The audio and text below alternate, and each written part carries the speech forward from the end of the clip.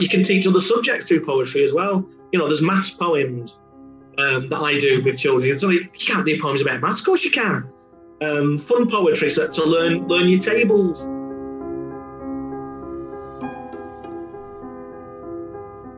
Thank you very much, Ian, for taking the time out to come and talk to us. No, it's all right.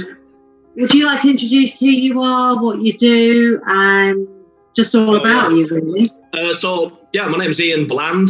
I'm a children's poet and performer, and have been for the last 20 years. Just prior to that, I was a primary school teacher, and I qualified as a teacher back in 1992. What were you, like 5 then or something? I don't know. And then I did 4 years teaching in Rochdale, which that's where I'm from, originally from Rochdale in the northwest. And then I did 4 years abroad. So I worked for a couple of years in Czech Republic for the British school there, and 2 years in Africa, Uganda. Wow. And enjoyed that. And then came home in year 2000 and sort of started my own business and got work published, and then got quite a bit of work published in year 2000 and onwards, really. And then I thought, well, I'll try and visit schools as a poet. And everyone thought I was mad. And they thought, well, you can't do that. Nobody does that. But it turns out a lot of people did do it. And it's just been fantastic. Since I started, I've done a lot of traveling. And I do about 100 schools every year, not this year. About 100 visits, but that's all over UK and all over Europe. So I do a lot of travelling, and it's fantastic. But I only work in primary, so reception up to year 6. And the whole point of what I do is, when I visit a primary school, very typically, first thing in the morning, I'll perform for everyone in the school in the hall, which will be about an hour. And that's lots of rhythm and rhyme and interaction with the kids and the staff, lots of fun. And then over the day, offer workshops. And the whole idea of workshops is the children get the chance to write a poem and perform it as well. That's a big part of what I do, is performance. The writing is the massive part, and the performance and sharing is big. And that's very much in line with what national curriculum and what they're supposed to be doing with poetry there, which we'll talk about. I'll talk about that later on. And I do training as well, CPD for teachers, literacy training. And I do that at a lot of schools, like Twilights after school. Yeah, so that's me, and I love it. Do you know what I mean? I've never looked back. So that brings me nicely on to you've spoken a lot about kind of going around to schools and doing workshops and CPD for teachers, and you've spoken about poetry in particular. So the first question I want to ask you is, why do we teach poetry? It's a good question, and I took that to mean is like, why you mean that? Why is poetry important? Why is it so important that we have to teach it in schools? And it's a massive part. Poetry, believe it or not, is a central pillar, or it should be, of national curriculum. That's not me. That's the government saying that it should be a central part of what we do. So we should be doing it, at least twice, once every half term, twice. If the schools should be visiting it twice a term, in detail, and in depth. So it is important. And first of all, I'd say poetry is important because it's part of the human condition. Human beings love poetry. We love the spoken word. We love oracy. We love rhythm, and we love rhyme. It's part of our human condition. Right from when we're little, when we hear a nursery rhyme, and when we listen to a picture book. Often picture books are poems, aren't they, in picture form? When we listen to songs on the radio, when we listen to adverts, when we're at a football match, you'll hear poetry. That's your poetry because people chant songs and different funny things. So first of all, I'd say it's because it's fun and it's part of our human, what it is to be human, I suppose. And it makes us laugh and it makes us cry and it gets a reaction. And it's no big surprise that advertisers use jingles and songs and and little hooks and sayings to sell us things because it works. If I said to you, a Mars a day helps you think a day, or I think play. Work, rest and play. This might work with you. 0800 00. Have you not heard that? 1066. Have you not heard that? Have you not? That's Hastings Insurance. So I'm a poet and I don't even know it. You need to watch TV a bit more. But what I'm saying is children and adults, all of us, we all remember jingles and we all remember songs, and that's poetry, and it's used to tell us stuff. So because it's fun. So I said it's the first thing that poetry is important because it's fun. It can make us laugh and it can also make us cry. And I said the second thing, that poetry is important because it's used to communicate our feelings and our emotions. I can't tell you how many times, so often I get asked to write a poem for a christening or a wedding or people's birthdays or weddings and funerals. Just a couple of weeks ago, my uncle died. And the first thing, straight away, my cousin got in touch with me. My cousin's called Anthony. Got in touch, said, my dad's died, and I'd really like to write a poem for his funeral. And I did. But poetry is sort of important parts of our lives. Poetry becomes important, even for people who would say to you they don't even think poetry, they don't even like poetry. But they'll look to it at very, very emotional times in our life, especially, at funerals, but it's almost like poetry's got an energy, it's got like a currency that makes people sit up, it's got a reverence that makes people sit up and listen. And it helps us, I think, deal with complex emotions, like losing a loved one, or when a baby's born, or a christening. People want you to do it, but I often say in that situation, with close family, I will help with write poems. But sometimes if I get asked to write a poem for someone I don't know that well, I always say no. I always say you should write that poem yourself, even if you don't think you're any good at writing poems, because it was your dad or it was your uncle, whoever who died. It's better to come from you. Why you want to get someone, a professional poet, to do? Why would you do that? Do it yourself. And people will love you for that, and your emotions and your respect and your love for that person will come out. Whatever you said, even though you're not a professional writer, you don't have to be. So yeah, it's a way of dealing with things, and children can use it as well. It's children, adults, and that's why it's important. Poetry is often about those sad things in our lives, and happy things as well. So for christenings, people tend to write poetry more, the sad things than happy. People don't usually write poems when they're happy. No, but you pointed out very, very clearly that actually, just listening to you now, and it has made me realise just actually how much experience I've had of poetry without realising. It's almost hidden. But as you said, wedding, christenings, all these major key events in people's lives, people draw upon that or lean upon poetry, and that's brilliant. So I think, being a teacher myself, and as you say, it's a central part of the curriculum. We have to teach poetry, and we're often faced with children who automatically, think it has to rhyme and feel this enormous pressure to make it rhyme, but also just generally speaking, just to understand what poetry is. How would you go about getting children to write a poem?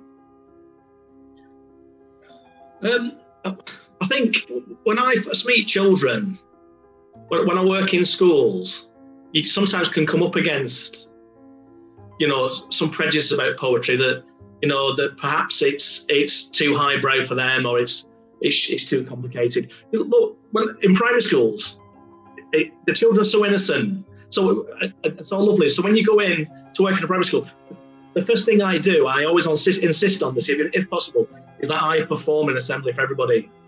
And that will sort of show children the sort of work that I do and what I'm going to expect from them over the day. And I make it fun and I make it simple and inclusive for them. And all my work's sort of anchored. Because I was a primary school teacher, I make sure that my work is anchored in their experience of a primary school. So a lot of my work is about teachers, and it's a lot about mums and dads and friends and dragons and giants, of course, and things like that. It's not about the strict teacher. It's about the fierce teacher. It's about the teacher who's too kind and things like that. About the teacher who talks too much or the teacher who never talks. And so what I do is, I'll get to your point in a moment, is that I make sure that I make poetry fun first thing. And then in my workshops, I sort of present ideas that are simple, easy and engaging, that they can work straight away and do straight away. So in Key Stage 1, I get them to work in groups. So reception, we're not going to get reception writing poems individually, are we? Straight away, not in September. So we work in groups, and we do simple, marching rhymes, action poems, that we can all do together, that are physical, that can get the children moving around. They love that. And the teacher, and as the teacher, as the adult, we do the writing for them. But as we go up to school, I get them to work in partners, and then, present them with easy ideas, simple rhythms. I do like rhyme, and I think children love rhyme. And not all of them, but some of my ideas incorporate rhyme. But I get your point. If you let children loose just with rhyme, you won't get any decent structure, any decent poems. So I also make sure I give them a proper, easy structure to put their ideas on, and I model stuff for them. And I say, this is an idea that I've had, or this is a classic type of poem, like a kenning. I don't know if you've heard of a kenning. Have you heard of a kenning? It's just 2 words. Like, for a kenning for a cat would be, she's a tree climber. She's a mouse catcher. And so on. For a dog, he's a tail wagger. And that's perfect for children. It's a perfect example. So it builds on the vocabulary. Kennings are great for writing together with a partner or in a group. They're great for performing. You can build rhymes in with them. But they're a simple, very, very simple idea that children can, I can do. I thought I couldn't write a poem, but I couldn't do that. So that's my sort of work. So I would do that with like a year 2 or a year 3. And then going up to school in year 4, 5 and 6, I sort of build in more sort of sophisticated ideas and techniques. Then I will sort of show them more sophisticated ways of perhaps rhyming or using rhythms. But also what I'm doing as well is challenging them to be performers, which has loads of benefits to that. So I was going to say that was another another reason that poetry is important and why we should be doing it, because it gives children confidence. And I've seen that happen even in one day, where kids have seen me perform first thing and thought, and it works especially with boys. It's sad that there's not many male role models in primary schools. You'll know this. Sadly, in some schools, there's not even one male member of staff. So for little boys who might be turned off, the written word, who might be turned off reading, they might not have many books at home. They might not have a male role model at home either. And therefore, I think some boys grow up thinking that school isn't really for them, because where are the men in school? And where are these positive male role models? So when I go into some schools sometimes, like, he's a boy teacher, he's a bloke, wow. And sometimes some of these young boys, they just think, gosh, perhaps writing poems is cool. I'm not saying I'm cool, but I'm saying, but perhaps it can be funny. Perhaps it can be relevant to me. And then they think, well, I'll have a go at that, because I can fit my ideas around his techniques and his structure, and I can make it my own. So that's the way I get them writing. I try and make them laugh. But when I perform, I do all sorts of different poems. I do love poems, and you would never believe I do love poems. They're funny love poems. I do a poem about where I get dumped by a girlfriend, and they think it's hilarious, and they all laugh at me, and I'll go, "Ha ha, you got dumped." And I get one of the teachers to be my pretend poetry girlfriend in another poem that I do, and they adore it.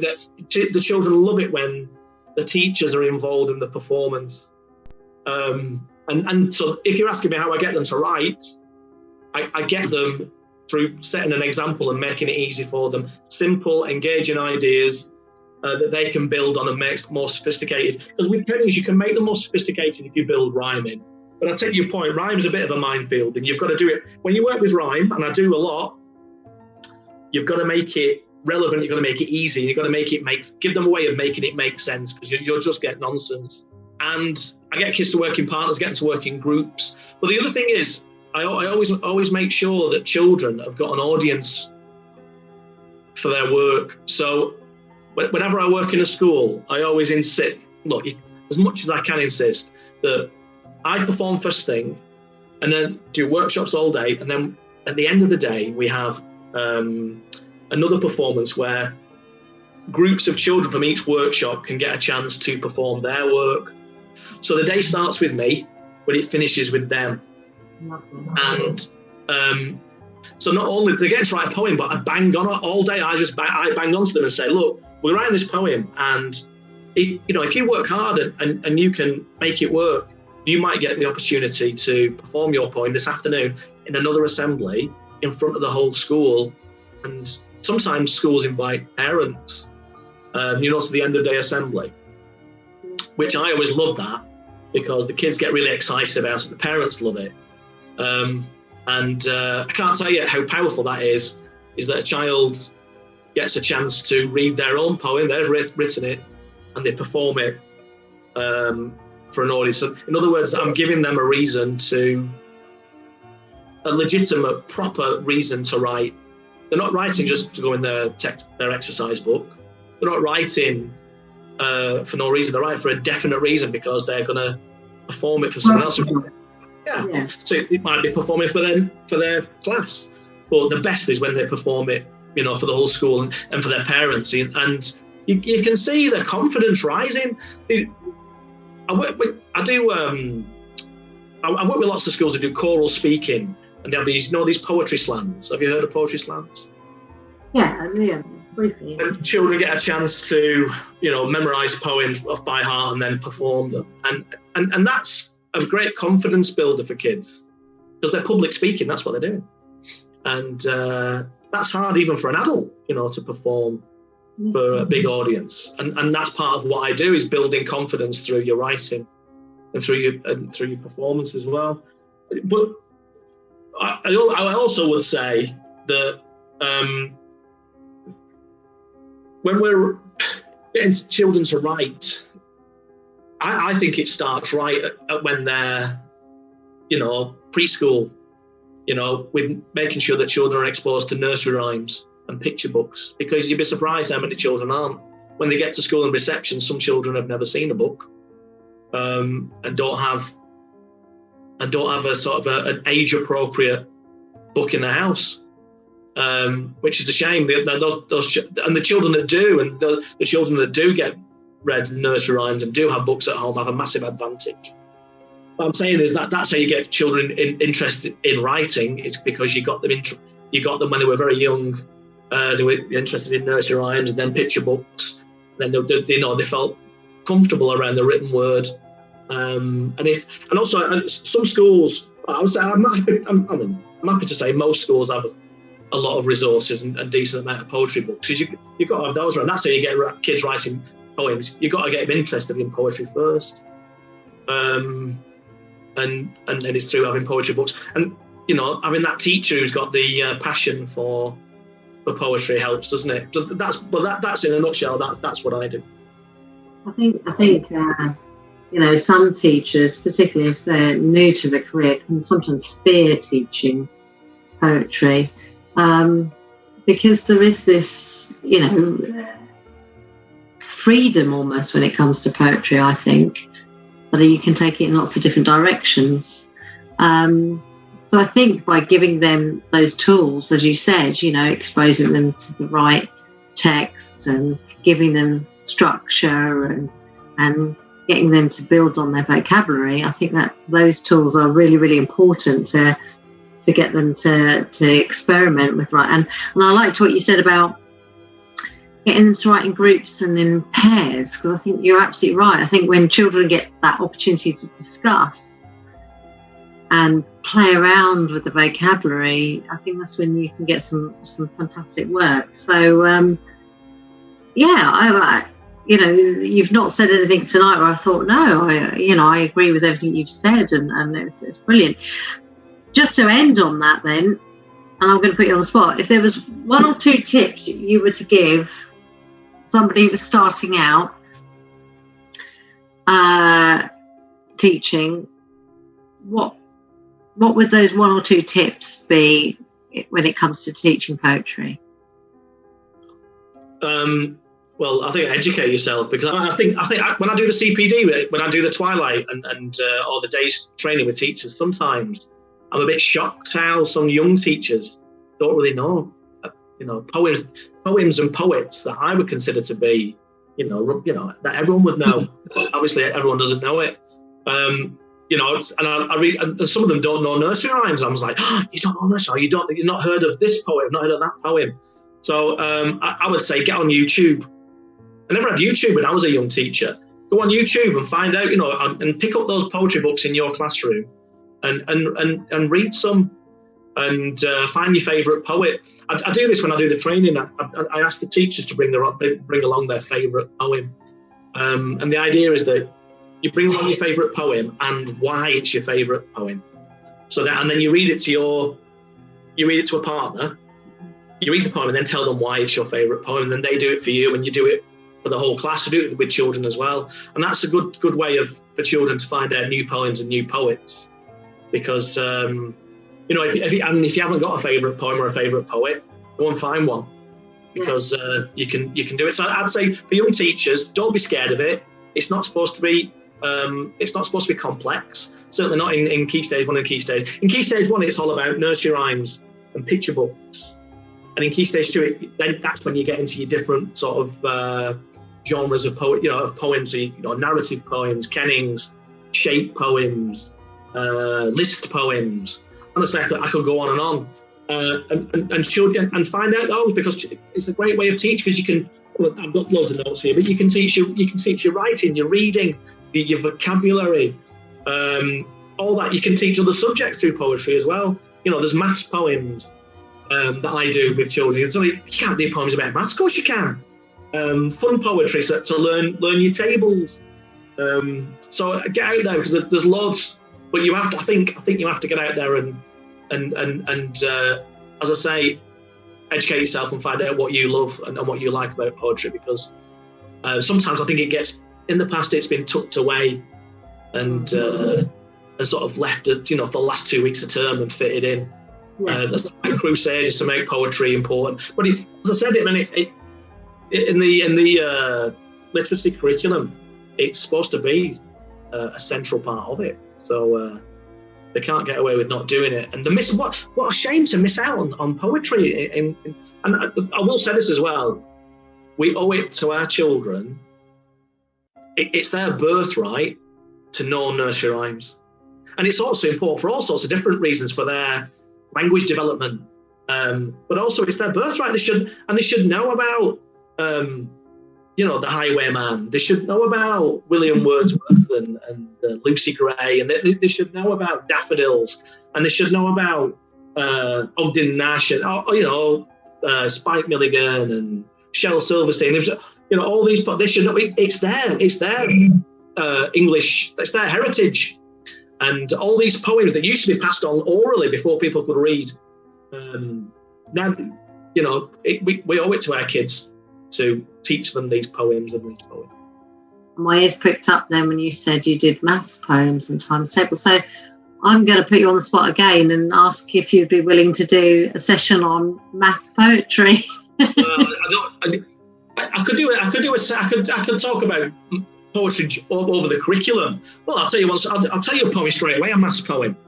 Go for it. Half September, April, June, and November. All the rest are 30. You know that, don't you? Yeah. That's a poem. Of course it is.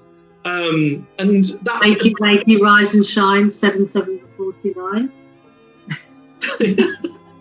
Have you heard this one? I ate and I was sick on the floor. 8 times 8 is 64. Have you heard that one? And it can also help with spelling as well. So, you've heard of big elephants can always understand small elephants. Small elephants, yeah. So it's that sort. It's called mnemonics, aren't they? Yeah. A mnemonic's like an acrostic poem, isn't it? And there's a vile leg in privilege. Have you heard of this? There's a vile leg in privilege. No, I haven't heard That's that. how you spell privilege. So vile, V-I-L-E-G. That's the bit everyone gets wrong in it. Yeah. But it's little things like that incidental. You can have poems, to teach geography, to teach arts and grammar. I see when I'm in a school, I don't have time really I might get 1 or 2 days, 3 if I'm lucky in a school. So I focus on what my passion is. I mean, poetry is such a massive area. My personal passion, I'm a lyric poet, if you like. I'm a performance lyric poet.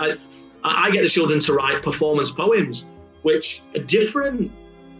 Some other poets that I know who write beautiful poems and get the children to focus on imagery and metaphors, more subtle sort of, which I use, but my emphasis is on performance. Well, children love that. Children love that performance aspect of it. But they love all that. If it's taught well, they love all aspects of poetry. Like they love all aspects of anything if you're a decent teacher. I think I've learned a lot tonight. Just exactly how much we do rely on poetry. It's a massive area. Yeah, but it's as you said, it's often squashed at the end of a term, and it's one that you think, oh, okay, I'll do it the last 2 weeks before Christmas, because the children tend to lose their head over Christmas. So we'll do poetry then, and I've heard that so many times, and yet I've always enjoyed teaching poetry. And you've really highlighted just how much it can be used in so many other areas and how much fun it can be. And I think and the use of how it can help us expand our vocabulary, give them rich vocabulary that they can then transfer into other subjects or different genres of writing. So thank you. Thank you. I've really enjoyed. I'm going to go and get my Please Mrs. Butler book out now. And when was that published, by the way? Please Mrs. Butler. Oh gosh, I don't know. I remembered reading it when I was younger. That was my favourite. That would have been the book I would bring in. Well, it's Alan Alberg, isn't it? It was 1988 or something like that. So it's a long... Everyone talks about it, Please Mrs. Butler, and it is a great book. And when teachers bring their favourite poem, they often bring that poem. Yeah. Please Mrs. Butler. And it is a... is it The Magic Box by Kit? Kit Wright. Yeah, Kit Wright. Yeah. That's another one that... He's really tall, Kit Wright, He's like 6'6". Yeah. I've never met him, but I believe he's very tall. I know that poem. It's often the Magic Box is often one that gets used in schools, isn't it? And it gets used, and it's such a lovely poem. It's a great idea, isn't it? What you would put in your magic box. Well, I was having a conversation with Clive Corbett, and he said that is a sure winner for children and for adults to use that poem. So. I've never met Pi, but he's published some of my work, and we're friends on Facebook, but I've never met him. But he's fabulous, isn't he? And he's a great champion for poetry, isn't he? So on that, if we want to look up your work, where do we go, Ian? ianbland.com. On there, you can find me on there, and you can find me on YouTube. And if you're a child, my website, just put Ian Bland Poet into Google, and there's lots of poems on there and videos of me. For adults, if you go on Facebook, I've got a poetry page on Facebook and Twitter and things. And YouTube, you can see me performing, and doing workshops and things. And Instagram, I'm into that. LinkedIn. like you, that's how we met, isn't it? I'm into all sorts of things. But yeah, do have a look on the website, and Oh, you can get a free book if teachers are watching. Yeah. And did you get the free book? I didn't. So yeah, Have a look on the website. You can get. Yes, on your endurance cross. No, you can get a free book. Sorry, a download. So if you go on my website, you can download a whole poetry book of mine for free if you're a teacher. And so do that, and something you can share with your kids for free. Thank you for watching. I hope you found it enjoyable and useful.